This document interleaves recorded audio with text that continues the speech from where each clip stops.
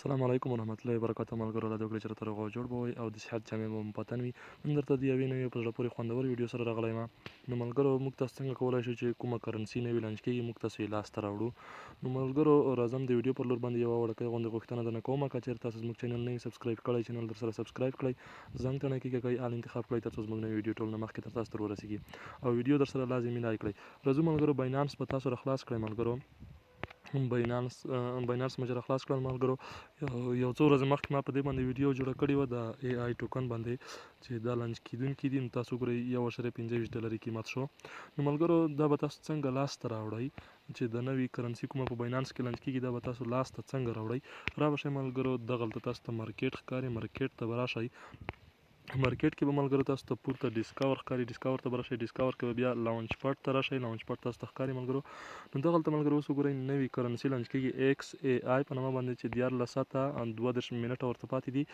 نو پته یې نه لګېږي ملګرو چې د دې قیمت به څومره شي، څو ډالر قیمت به شي، $1 به شي، $10 به شي، $100 به شي، د دې پته نشته ملګرو. نو را به شئ ملګرو دا اوس موږ تاسو څنګه لاسته راوړو. تاسو دغلته کرنسي په سټیک باندې لګولی شئ. وګورئ ملګرو ټي یو ایس ډي ده، اف ډي ایس ډي ده او بي ان بي ده. ملګرو تاسو سره باید باینانس سپټ والټ کې یا بي ان بي او یا هم اف ډي ایس ډي او یا هم ټي ایس ډي وي. نو ملګرو تاسو چې هر څومره زیاتې پیسې په سټیک باندې لګوئ هماغومره زیاته کرنسي به تاسو ته درکوي. او چې کله دا 14 ساعته او 21 منټه پوره شول نو بیرته تاسو ته سپټ والټ ته څومره کرنسي چې تاسو ګټلې ده هغه هم درته راځي او د تاسو چې په سټیک باندې دا کرنسي لګولې وه یا بي ان بي او یا هم اف ډي ایس ډي او ټي ایس ډي دغه هم بیرته درته راځي بیرته چې کله وخت پوره شي ملګرو. نو را به شو ملګرو دا څنګه موږ تاسو په سټیک باندې لګولی شو. تاسو سره باید په سپټ والټ کې یا بي ان بي یو شی باید وي په دې دریو کرنسیانو کې. ما سره اوس د $11 په اندازه بي ان بي ده، زه غواړم دغه په سټیک باندې ولګوم. د بي ان بي باندې ورته کلیک کوم.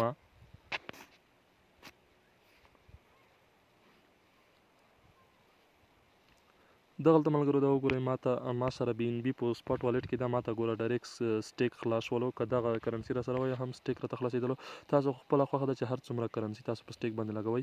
بي ان بي تر اوسه پورې 2 میلیونه نفرو لګولي ده په سټیک باندې او دا اف ډي ایس ډي چې ده 3,09,000 میلیونه لګولي ده او د لاندې بله وګورئ ملګرو 2,09,80 میلیونه نفرو ټي ایس ډي لګولي ده. زه خپله بي ان بي په سټیک باندې لګوم. سټیک باندې ورته کلیک وکوئ. دلته چې ستاسو سره کمه بي ان بي کمه بي ان بي چې دا د سټیک لپاره 0.01 بي ان بي ده. ما سره په الحال 0.015 بي ان بي ده. زه غواړم دغه ټوله په سټیک باندې ولګوم چې تاسو هر څومره زیاته ورباندې لګوئ هماغومره زیاته ګټه درکوي. د ماکس باندې ورته کلیک کوم او سټیک کوم یې ملګرو. دغه دی ملګرو زما سټیک سیکسفل شو.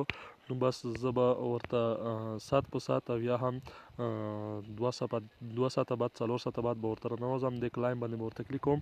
دلته به ماته ایکس اے آی کرنسي جمع کېږي او چې کله د 14 دقیقې او 29 منټه پوره شول نو بیرته ماته خپله بي ان بي هم سپټ والټ کې جمع کېږي او څومره کرنسي مې چې سټیک باندې کلایم کړي وي هماغه هم راته جمع کېږي چې د دې قیمت هر څومره و بس هماغومره به ماته کرنسي هم جمع شي د پیسو په مطابق باندې. ملګرو که چېرې تاسو زموږ ویډیو خوښه شوې وي نو ویډیو درسره لایک کړئ او چینل هم درسره سبسکرایب کړئ. ملګرو تر بله ویډیو پورې موږ ته اجازه راکړئ. د الله په امان.